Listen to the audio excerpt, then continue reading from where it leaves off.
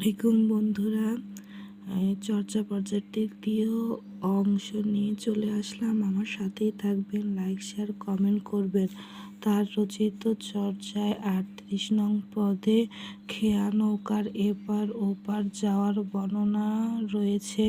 তিনি চর্চা পদে ছাড়াও অবহটন ভাষায় দোহাকোষ রচনা করেন। তিনি একাদশ শতকের কবি। চর্যাপদে গীতিকায় তন্ত্রীপার পদটি খুঁজে পাওয়া যায়নি। সবরূপা ডক্টর শহীদুল্লাহর মতে তিনি চর্যার আদি পদকর্তা। তার জীবনকাল 680 থেকে 760 খ্রিস্টাব্দ। তিনি ছিলেন বাঙালি ও বেদ এবং লুইপার গুরু এবং নাগার্জুনের শিষ্য। সংস্কৃতি ও অপভ্রংশ মিলে 16টি গ্রন্থ লিখেছেন। তিনি চর্যাপদের 2850 নং পদের রচয়িতা।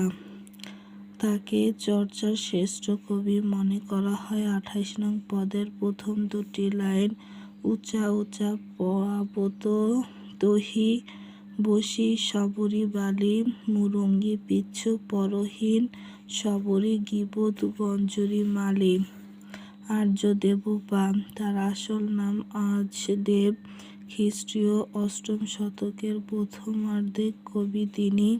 সিংহল দ্বীপে তার জন্ম। গোরক্ষনাথের কাছ থেকে বৌদ্ধ ধর্মের দীক্ষা লাভ করেন ও শিষ্য হন। তার বাংলা ভাষা ও উড়িয়া মিশ্রিত, তবে উড়িয়াই প্রধান। ডেন-ডেন-পা, তার আসল নাম ডেন-ডস। তিনি মূলত তাঁতি এবং সিদ্ধা ছিলেন। তার জন্মস্থান অভিস্তিনগর ও উজ্জয়িনী। দ্বারিকা-পা, তার আসল নাম ইন্দুপাল। তিনি উড়িষ্যার শালিপুরতে জন্মগ্রহণ করেন। লুইপার কাছ থেকে তিনি সিদ্ধি লাভ করেন এবং দ্বারিক নাম ধারণ করেন। চর্যায় তার রচিত পদটি প্রাচীন বাংলা ভাষায় ভাদ্রপা। তিনি ভাদেপাদে নামে পরিচিত এবং পেশায় চিত্রকর ছিলেন। তার জন্ম মণিভদ্র বা শ্রাবন্তীতে। তার জীবনের নিম্নসীমা 875 খ্রিস্টাব্দ। বৌদ্ধ ধর্মে দীক্ষা লাভের পর সিদ্ধা হন। তার গুরু ছিলেন কাহপা কিংবা জালন্ধরিপা। তার পদের বিষয়বস্তু হল ধর্মীয় তত্ত্বকথা। তারকপা, আলবার্ট গুনবেডেলের 84 জন মহাসিদ্ধের তালিকায় তারকপা নামটি নেই, ফলে তার সম্পর্কে বিশেষ কিছু জানা যায় না। কনকপা, তিনি 980-1120 খ্রিস্টাব্দে জীবিত ছিলেন।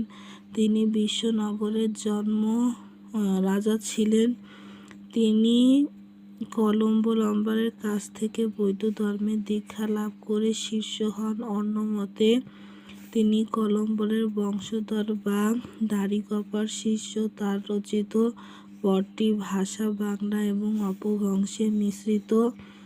জয়ন্তীপা, তার আসল নাম জয়নন্দ। তিনি বাঙালি কবি এবং বর্ণে ছিলেন ব্রাহ্মণ। বাংলায় জন্মগ্রহণকারী ব্রাহ্মণ জয়নন্দ এদেশের কোনো এক রাজার মন্ত্রী ছিলেন। আধুনিক ভারতীয় আর্য ভাষার প্রাচীন রূপ গুঞ্জরিপা ধর্মপা। খ্রিস্টীয় 9ম শতকে তিনি বিক্রমপুরে জন্মগ্রহণ করেন এবং 875 সাল পর্যন্ত জীবিত ছিলেন। তিনি কাহপার শিষ্য এবং ডেন-ডেন-পার সমকালীন। বৌদ্ধ ধর্মে দীক্ষা লাভের পর তিনি ভিক্ষু ও সিদ্ধা হন। তার রচিত পদের ভাষা বাংলা। লরিডম্বি-পা, তার কোনো পদ পাওয়া যায়নি। আমার সাথেই থাকবেন, লাইক শেয়ার কমেন্ট করবেন। প্রাচীন যুগের পর্ব শেষ হলো।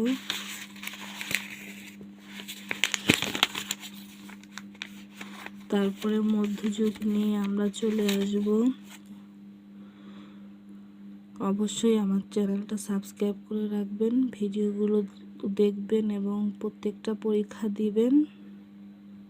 আল্লাহ হাফেজ।